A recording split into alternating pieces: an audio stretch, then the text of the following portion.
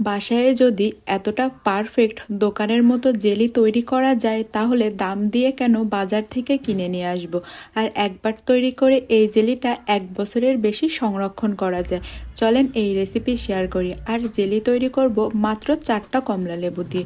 4টা কমলা লেবু আমি ধুয়ে নিয়েছি আগে থেকে, এখন মাছ বরাবর এটাকে কেটে নেব। আর ভিডিওটি আমার পেজ থেকে যদি আপনারা দেখেন, আমার পেজটা কিন্তু ফলো দিয়ে রাখবেন।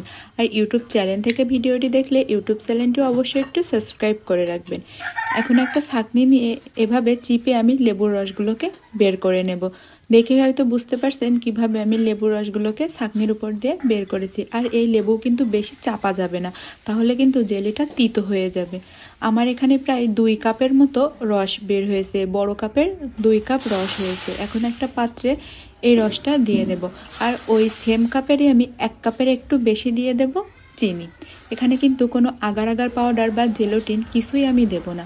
এখন এটা চুলার জাল লো টু মিডিয়াম করে 15 থেকে 20 মিনিট জাল করব। এর ভিতরেই তৈরি হয়ে যাবে একদমই বাজারের মতো ক্রিমি ক্রিমি জেলি। মাত্র 4টা লেবু আর 1 কাপ চিনি দিয়ে এই জেলিটা অবশ্যই কিন্তু এ সময় তৈরি করবেন। আর এ সময় কিন্তু লেবুর দাম একটু কম থাকে।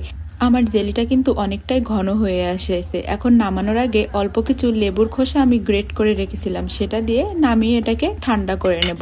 আর জেলিটা যদি ঝটপট আমার মতো খেতে চান তাহলে এটা আধা ঘন্টার জন্য নর্মাল ফ্রিজে রেখে দিলেই একদমই সেট হয়ে যাবে।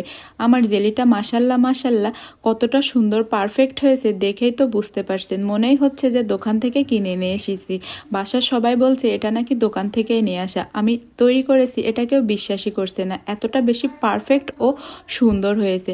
আর এ সময় বাজারে প্রচুর পরিমাণে কমলা লেবু পাওয়া যায়, তাই বাসায় একবার হলেও এই জেলিটা তৈরি করবেন। আর এভাবে এয়ারটাইট একটা বক্সে করে আপনি নর্মাল ফ্রিজে 1 বছরেরও বেশি এটা সংরক্ষণ করতে পারবেন। তাই তাড়াতাড়ি এই রেসিপিটা অবশ্যই বাসায় ট্রাই করে ফেলুন।